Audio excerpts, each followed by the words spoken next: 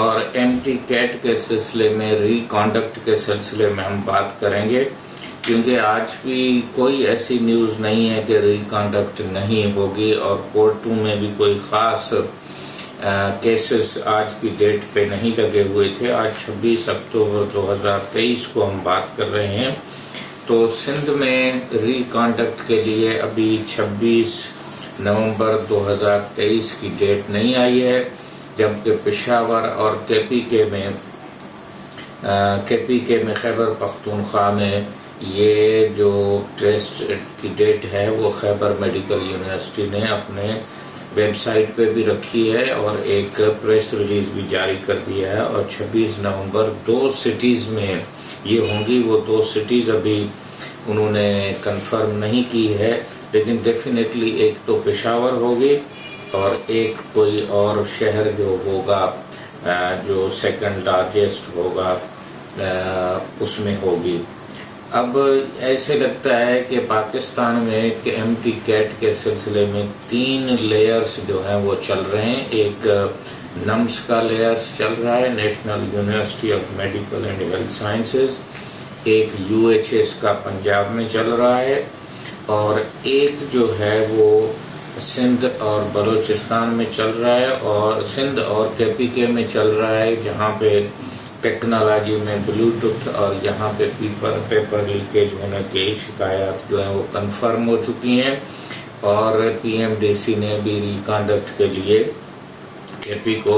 پی کے کو تو لکھ دیا ہے یا اس کو کنسنٹ دے دیا ہے۔ Sindh still is in the process. Balochistan میں کورٹ میں کیس چل رہا ہے، اور وہاں بولان میڈیکل یونیورسٹی کوئٹہ جو ہے وہ اپنی ایڈمیشن اور اس کے پروسیس کو آگے بڑھا رہی ہے، اس کا اتنا افیکٹ نہیں ہے، اور وہاں پہ جو 9000 کے قریب کینڈیڈیٹ ہیں، سندھ میں 40,000 کے قریب ہیں، اور کے پی کے میں یہ 45,000 کے قریب ہیں۔ اور اس طرح سے یہ M T CAT actually medical and dental college admission test ہے، جو کہ ایم کیٹ کی جو امریکن ایسوسی ایشن آف میڈیکل کالجز ہے اس نے شروع کی تھی۔ اب جب بھی ہم ویسٹرن کلچر کو اڈاپٹ کرتے ہیں، اس کے اسٹینڈرڈ کو مینٹین کرتے ہیں، تو ہماری جو گراؤنڈ ریئلٹیز ہیں اس میں وہ سسٹم کی ویکنیسز بظاہر آ جاتی ہیں۔ تو ہمیں کوشش کرنی چاہیے کہ ہم اپنا راستہ بھی کچھ بنائیں، اور کچھ جو ان کی اچھی چیزیں ہم اڈاپٹ کر لیتے ہیں، لیکن ہم کیا کرتے ہیں کہ بالکل انہی کو فالو کرتے ہیں۔ آج بھی میں Liaquat university of medical and health sciences Jamshoro کی اکیڈمک کونسل میں ممبر ہوں، تو وہاں ان کا اجلاس تھا 53، اور وہاں 100 کے قریب پروفیسرز موجود تھے اور وائس چانسلرز بھی موجود تھے۔ وہاں world federation of medical education کے کوئی 12 اسٹینڈرڈ بتائے گئے تھے، اور ان پہ عمل کرنے کے لیے ان کو کہا جا رہا تھا۔ تو ہم بڑا مشکل ہے کہ ہم ورلڈ فیڈریشن آف میڈیکل جو کالجز ہیں یا میڈیکل، جس کو WFME کہا جاتا ہے، world federation of medical education. اسی طرح پی ایم ڈی سی نے بھی جو اپنے میں ایک وزٹ پہ گیا تھا، تو اس کے بھی تقریباً 10 اسٹینڈرڈ ہیں، جس میں فیکلٹی سے لے کے آپ کے فیسلٹیز سے لے کے کریکولم سے لے کے، تو ان ساروں پہ اتنی معلومات عام طرح نہیں ہوتی ہے۔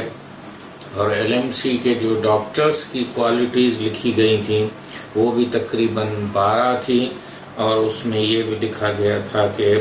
وہ اپنے ہیلتھ کیئر سسٹم کے لیڈر بھی ہوں گے۔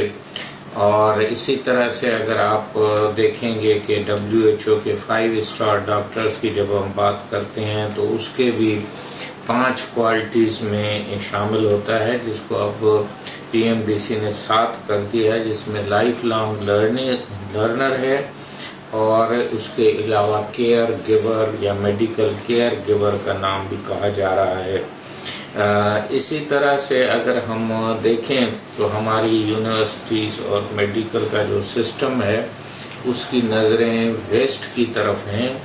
اپنی گراؤنڈ ریئلٹیز کی طرف جو ہے وہ کم ہے۔ ابھی بھی میں دیکھ رہا تھا کہ تھرپارکر جیسا جو پسماندہ علاقہ ہے وہاں پہ جو میرٹ جا رہی ہے وہ حیدرآباد سے بھی آگے جا رہی ہے۔ پہلے بھی میں نے بتایا تھا کہ بدین کی جو میرٹ ہے وہ بھی حیدرآباد سے آگے جا رہی ہے، تو یہ خود بتا رہا ہے کہ حیدرآباد کی فیسلٹیز، یہاں تو حیدرآباد کے اسٹوڈنٹس میڈیکل میں اتنا انٹرسٹ نہیں لیتے ہیں، تھر میں کیونکہ سہولتوں اور علاج کی کمی ہے تو وہاں کمپٹیشن کا فورس زیادہ ہے۔ بدین میں بھی یہی صورتحال ہے۔ اب ہم آپ کو بتاتے چلیں کہ